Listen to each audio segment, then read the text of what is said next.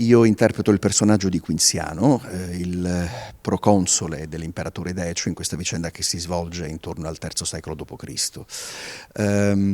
Se Agata crede in un unico Dio e crede in Cristo, invece Quinziano è espressione di un culto pagano e politeista.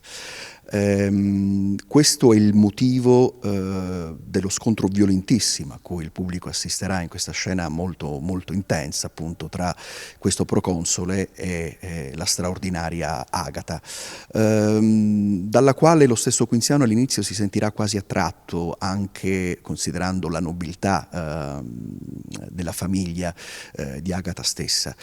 Però poi l'atto finale appunto di questa scena culminerà nella condanna a morte della stessa Agata.